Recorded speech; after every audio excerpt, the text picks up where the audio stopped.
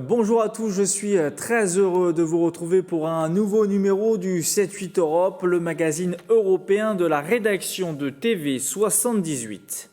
Locale, ambulante et en pleine croissance, l'épicerie Mes Produits des Yvelines bénéficie des fonds européens. Elle propose notamment à la vente ou en livraison des produits exclusivement de saison et locaux, une offre propice à la consommation responsable qui a su attirer un nouveau public avec la crise du coronavirus. Le succès ne se dément pas avec le déconfinement. Reportage à suivre dans cette émission. Eux aussi ont vu leurs activités s'accélérer ces dernières semaines. On s'intéressera à deux autres porteurs de projets franciliens, bénéficiaires eux aussi des fonds européens et qui proposent de nombreuses formations au métier du numérique. Dans l'air du temps, ils sont aussi candidats au concours Regiostar de la Commission européenne. Nous en parlerons avec eux durant cette émission. Enfin, la fête de l'Europe, c'était le 9 mai dernier, l'occasion de célébrer à travers le continent les 70 ans de la déclaration de Robert Schuman, déclaration historique pour la construction européenne, nous dira Philippe Le Guen de la maison Jean Monnet, située dans les Yvelines. Cette maison est le lieu exact dans lequel la déclaration a été écrite en 1950.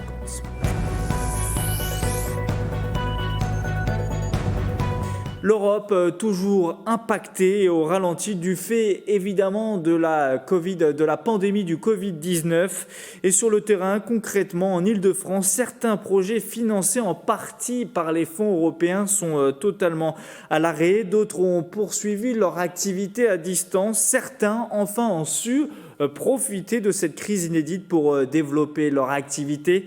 C'est le cas par exemple de l'épicerie ambulante Mes Produits des Yvelines. Cette épicerie parcourt les routes du département pour servir les villes et villages en produits locaux. La marchandise vendue respecte les saisons et 100% yvelinoise. Reportage sous le soleil avec Adeline Jean-François, l'initiatrice de cette démarche. Son camion rangé et aménagé, Adeline Jean-François est prête à recevoir ses premiers clients. Donc vous avez le pain qu'on a été chercher tout à l'heure donc à Épier-Hyper-Chavenay. Vous avez du coup les fromages de la ferme de la Tremblay. J'ai aussi la viande de la ferme des Limousines à Vic. Fromage, légumes, fruits ou encore biscuits dans cette épicerie installée sur 4 roues. L'ensemble de la production est yvelinoise. Un pari de proximité porté par cette ancienne employée de banque pour qui vendre ses produits, c'est avant tout défendre une manière de consommer. C'est vrai qu'en grande surface, au final, on a tout ce qui est... tout ce qu'on a tout au long de l'année, des tomates tout au long de l'année, tout ça, il faut en fait apprendre aux gens à vivre avec les saisons et vraiment avec les produits qui sont produits juste à côté. Et quelquefois, la tomate en plein hiver, on a ras-le-bol, quoi. Je pense qu'il faut vraiment respecter aussi cette saisonnalité parce qu'on respecte également la nature. Dédiée initialement à la vente à domicile, Adeline a dû s'adapter pour répondre à une demande toujours en hausse. La vente ambulante est devenue un service apprécié des habitants des villages et bourgs yvelinois et indispensable partant de coronavirus. J'aime bien parce que c'est des légumes du coin et puis j'aime bien venir là. Oui. C'est petit, c'est sympa et puis voilà. C'est le confinement quand même qui vous a poussé du fait... Oui, parce qu'avant j'allais faire mes courses dans les grands magasins et maintenant je n'y vais plus. Ça fait une quinzaine de jours qu'on est déconfiné. Moi, je ne ressens pas en fait la baisse pour l'instant ou l'éventuel départ de certains clients qui retournent à leurs anciennes habitudes. Satisfaire les clients, mais aussi travailler avec les producteurs du coin. Ils sont désormais une trentaine à fournir Adeline en aliments. Chez Com, l'un de ses premiers partenaires, elle vient chercher notamment de belles fraises de saison. C'est vraiment pour créer de la dynamique dans la région, avoir du local et tout. Ça permet de te faire découvrir nos produits aussi indirectement, c'est sûr. C'est une vitrine, on a une vitrine chez elle. D'ailleurs, c'est peut-être nous qui devrions te payer. C'est ça, c'est toi maintenant qui vas me donner des sous. Ouais, voilà. Fort de son succès, l'épicerie Mes Produits des Yvelines a pu embaucher son premier employé il y a quelques semaines. Si les bonnes habitudes prises pendant le confinement se confirment, l'offre locale et de proximité 100% yvelinoise pourrait encore s'élargir. Ils ont eux aussi continué leur activité bien que différemment pendant la crise. Deux projets franciliens bénéficiaires des fonds européens O'Clock et Simplon sont candidats au concours Régiostar de la Commission européenne. Ce concours vise à récompenser et à mettre en avant des initiatives qui participent au développement et au rayonnement des régions en Europe. Nous sommes, grâce aux technologies, en liaison avec les deux présidents de ces structures, Dario Spagnolo et Frédéric Bardot. Vous êtes respectivement président d'Oclock et de Simplon. Vos structures sont basées, en résumé, grossièrement sur les formations au numérique. Racontez-nous chacun votre tour, en commençant par Dario Spagnolo. Comment se sont passés ces derniers mois pour vous, ces mois forcément inédits?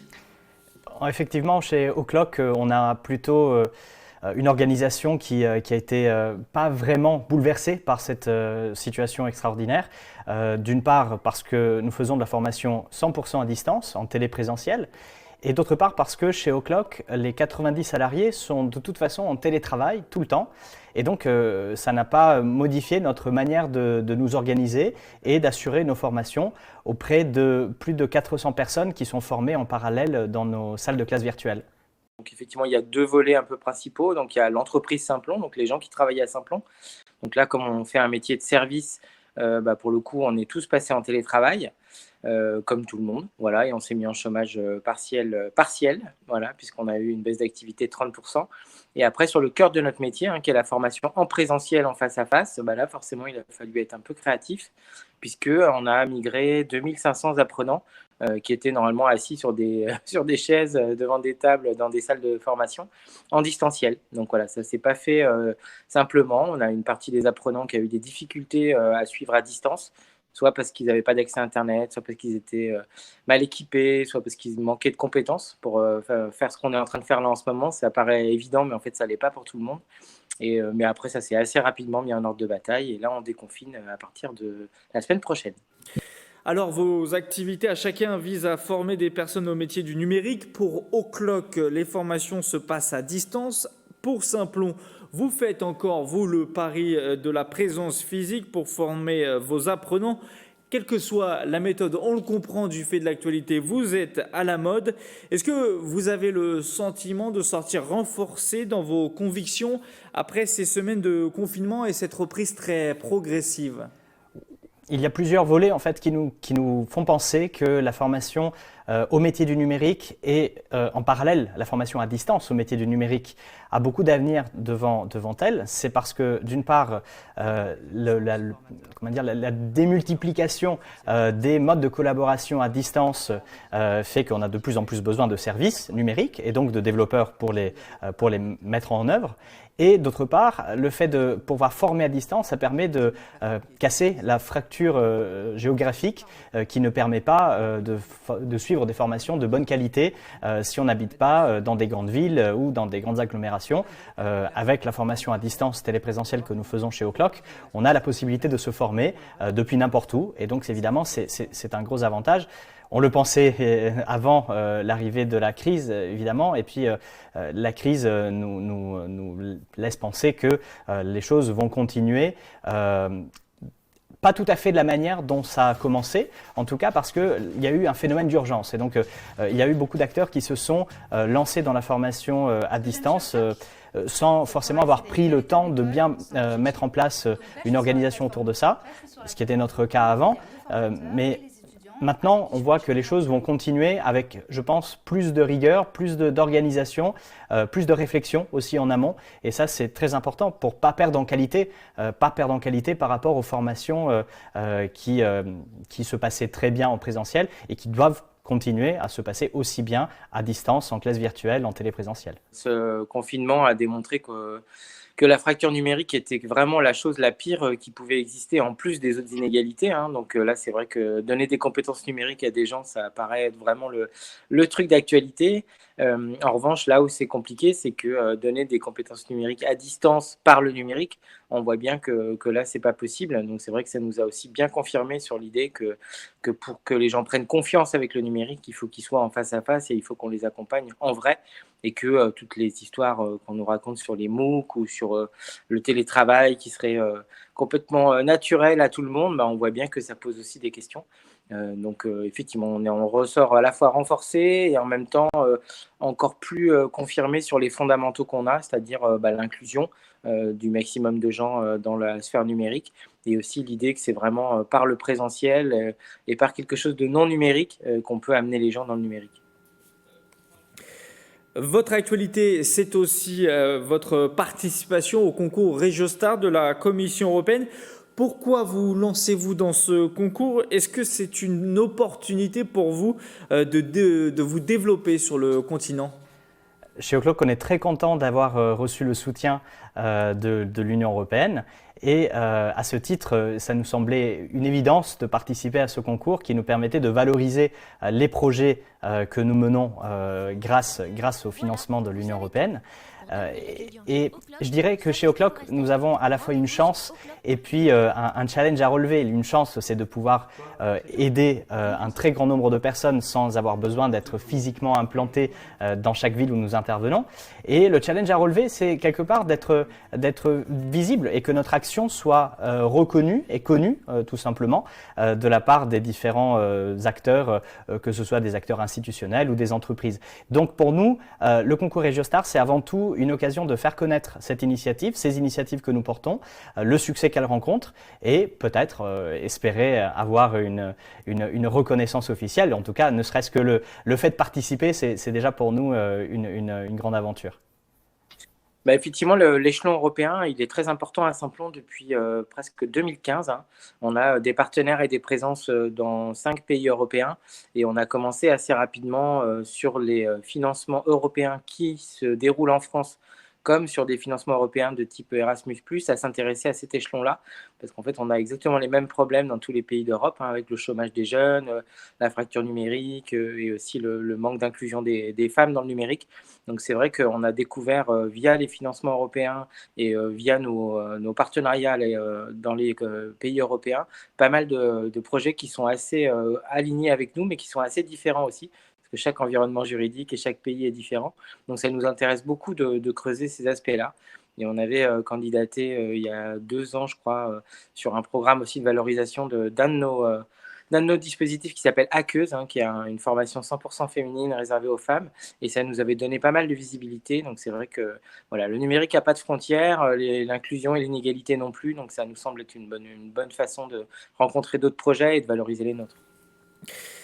Merci à tous les deux pour vos réponses et bon courage à vous pour le concours européen RegioStar. Les vainqueurs choisis par des universitaires et le public recevront leur prix en octobre prochain.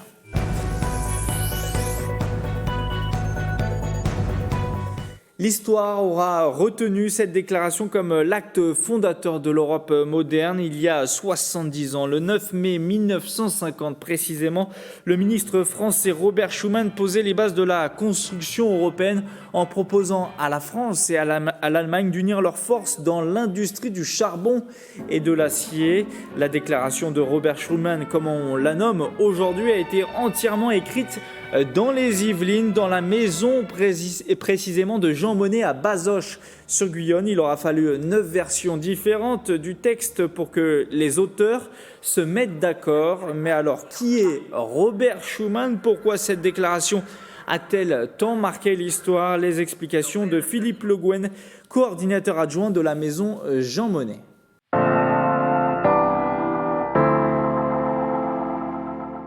D'abord, il faut comprendre qu'il est originaire de Lorraine. Donc c'est quelqu'un qui est né au Luxembourg, mais dont son père est parti tout de suite vivre en Lorraine, qui à l'époque était allemande. Et donc il a commencé sa carrière comme avocat en Allemagne. Et puis ensuite, la Lorraine, après la Première Guerre mondiale, est redevenue française. Et bien, il a eu une carrière d'homme politique en France. Il représentait le département de la Moselle en tant qu'un des députés à l'Assemblée nationale à l'époque. Et c'est quelqu'un qui était très intègre, qui était assez respecté, qui était avec de fortes convictions catholiques. Il représentait beaucoup le mouvement catholique. Mais pendant la Seconde Guerre mondiale, il a eu évidemment des désaccords avec le régime de Vichy. Il a été même emprisonné par la Gestapo. Et il a réussi à s'évader et il s'est caché dans différents monastères jusqu'à la fin de la guerre où, dans le premier gouvernement de Gaulle, il a retrouvé un siège de ministre. Et il a toujours été au gouvernement ensuite. Et en 1950, après avoir été président du Conseil, il est ministre des Affaires étrangères à cette époque.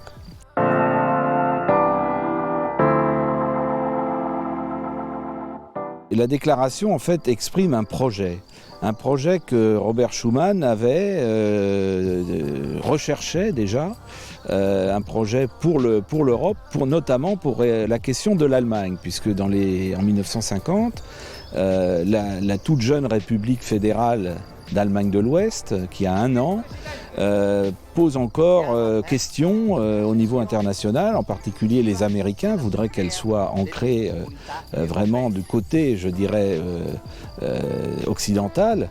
Et Robert Schuman, à cette époque, rencontre Jean Monnet, qui est commissaire au plan, et qui, lui, a depuis longtemps ce projet qui consiste à mettre en commun le charbon et l'acier franco-allemand, un projet très très ambitieux.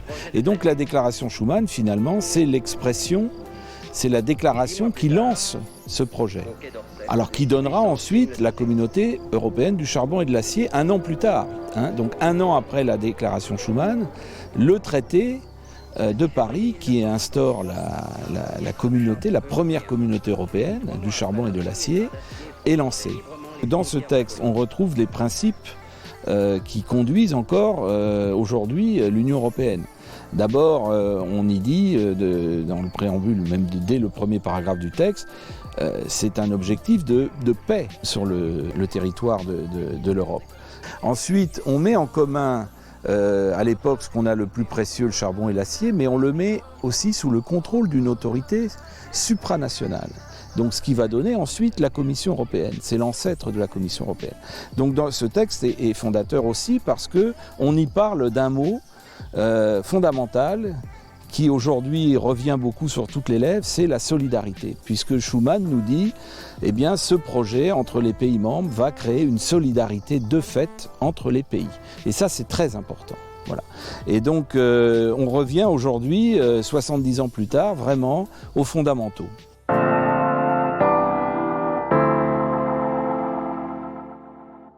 Vous trouverez toujours des gens pour dire que bon, soit on n'a pas fait assez, soit que c'est trop.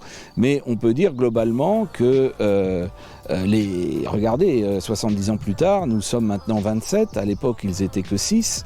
Et il y a encore des gens qui frappent à la porte. Donc ce projet reste attractif, même si certains souhaitent s'en aller. Bon, ben écoutez, ça arrive. C'est ce principe peut-être aujourd'hui, bon, on a fait beaucoup de choses en commun, c'est ce principe peut-être de la solidarité qui aujourd'hui est à relancer. Et on l'a vu, le mot a été employé par Madame von der Leyen, la solidarité.